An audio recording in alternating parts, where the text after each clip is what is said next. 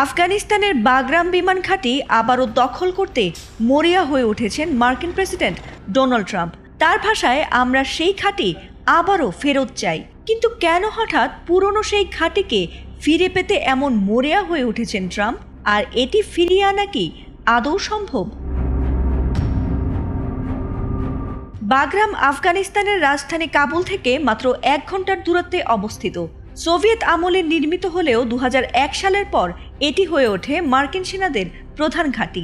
বিশাল runway, গোয়েন্দা কেন্দ্র, logistic, এমনকি ফাস্টফুড চেইন আর কারাগার সব মিলিয়ে একসময় একে বলা হতো মিনি আমেরিকা। আর এখান থেকেই যেন নিয়ন্ত্রণ করা হতো আফগান যুদ্ধের একটি বড় অংশ।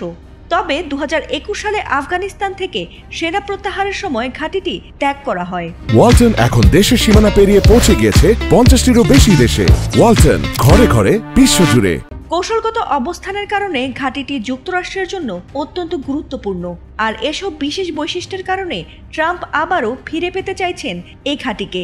এক সংবাদ সম্মেলনে ট্রাম্প বলেন, আমরা সেই ঘাঁটিকে আবারও ফিরে পেতে চাই। তার মতে, বাগরাম চীনের পারমাণবিক স্থাপনাগুলোর খুব কাছেই অবস্থিত, আর সেখান থেকে পুরো অঞ্চল নজরদারিতে রাখা সম্ভব। ট্রাম্পের সমালোচকদের মতে, নিজের মেয়াদে তিনি তালেবানদের সঙ্গে দোহা চুক্তি করে সেনা প্রত্যাহারের ভিত্তি তৈরি করেছিলেন, আর এখন আবার ঘাঁটি ফেরত চাইছেন, যা বাস্তবে খুবই কঠিন। মার্কিন প্রতিরক্ষা কর্মকর্তারা বলছেন, ঘাঁটি পুনর্দখলে অন্তত 10,000 সেনা, উন্নত বিমান প্রতিরক্ষা ব্যবস্থা এবং বিপুল অর্থের প্রয়োজন হবে। পাশাপাশি জঙ্গি গোষ্ঠীর হামলারও ঝুঁকি থেকে যাবে। এদিকে আফগানিস্তানের তালেবান সরকার ট্রাম্পের এমন প্রস্তাব সরাসরি প্রত্যাখ্যান করেছে। দেশটির পররাষ্ট্র মন্ত্রণালয় জানিয়েছে, বিদেশি সেনা ঘাঁটির কোনো সুযোগ এখানে নেই।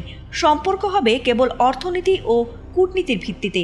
এমনকি চীন, রাশিয়া, ইরান ও পাকিস্তান বাগরাম পুনর্দখলের বিরোধিতা করছে। বিশ্লেষকদের মতে, বাগরামের অবস্থান একে যুক্তরাষ্ট্রের কাছে অমূল্য করে তুললেও বর্তমানে ভূরাজনৈতিক বাস্তবতায় ট্রাম্পের পক্ষে ঘাঁটি আর ফেরত পাওয়া সম্ভব না। ফাতিমা সুলতানা, এটিএন বাংলা।